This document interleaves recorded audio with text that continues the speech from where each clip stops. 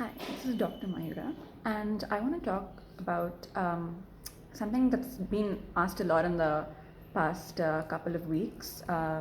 What's the difference between a cardiac arrest and a heart attack? Because they're not the same things. So, a lot of people get confused about what a cardiac arrest is and what a heart attack is.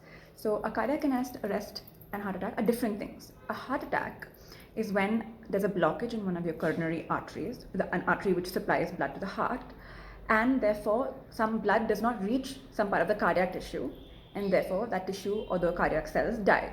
But the heart is still pumping. It's just a part of your heart has died or is dying. In a cardiac arrest, it's an electrical problem with the heart. The heart, it beats by an electrical impulse. It's like it's literally an electrical system. So anything that can short circuit the system can cause a cardiac arrest because it's disrupting the electrical activity which is required to help your heart beat at a regular pace. So your heart beats about 60 to 100 beats per minute. So it beats, this is the pumping action of the heart, and it's beating and it's pumping blood to the rest of the organs in the body. Now when you have an electrical a malfunction, it's usually called a ventricular fibrillation.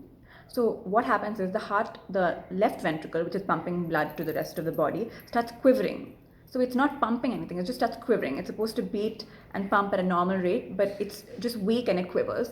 And it does not pump blood and so the heart doesn't essentially pump blood to the rest of your important organs like your brain and your lungs and the other important organs in your body. And so within minutes, if you don't get treated when you have a cardiac arrest, you can die. And 1 out of 10 people only survive when you have, so that's less than 10%, and 30% who get help, or 30 to 40% who get help immediately and call the ambulance and services can recover. But the recovery is very low because it has to be done in the first couple of minutes. After 4 minutes, you can have brain damage, permanent brain damage, and after 7 minutes, it's almost impossible to revive you. So it has to happen within the first couple of minutes, which is the problem. So now why do you get a cardiac arrest? So there can be different causes, and we've seen cardiac arrest happen in very young people, and we're seeing that, and that's a cause of concern too. So one of the main cause of a cardiac arrest can be a heart attack. So a heart attack can cause a cardiac arrest because a part of the heart is dying, and that is going to maybe cause scar tissue, or it's a complication of heart attack.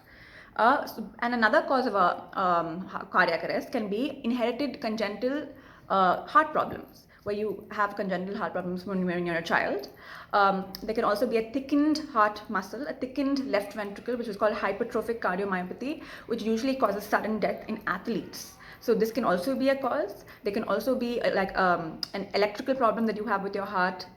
It can be I don't want to go too much into it, but it can be something like a Brugada syndrome or a long QT. So these are different electrical malformations with your heart. It can also happen with drug use. It can also happen with electrocution, because again, you're tampering with the electrical activity in the heart.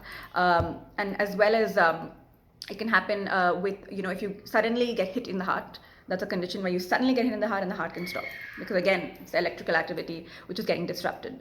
So these are things that can cause cardiac arrest. Now, how is it different from heart attack? How do you recognize a cardiac arrest? There are not many signs that you do get in the preceding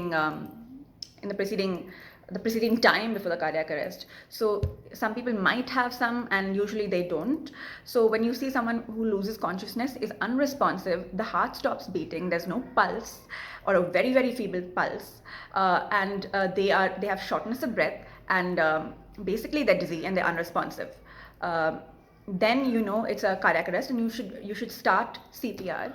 And if there is an defibrillator, automatic AED device, you should utilize that, where you can save the person. And this can be done by doing a course called Basic Life Support, which everybody should do, where you can save a lot of people when they have a sudden cardiac arrest, and all of us can. You don't have to be a doctor. So they teach you how to do CPR. They teach you when to recognize if someone needs CPR, and how to give a shock, which is very, very, which is not as hard as it seems, and it's made very easy by the device. So you can actually save a life by doing that, and I think we need to inculcate that in school curriculums and in work, and I think it's really, really essential.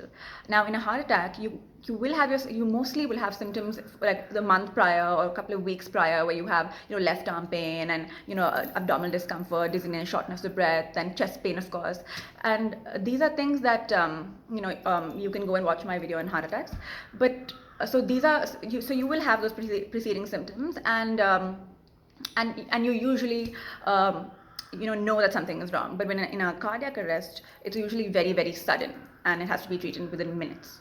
So this is the difference, and I just wanted to kind of go through this because it's been on a lot of people have been asking what the difference is between a heart attack and a sudden cardiac arrest. Thank you so much.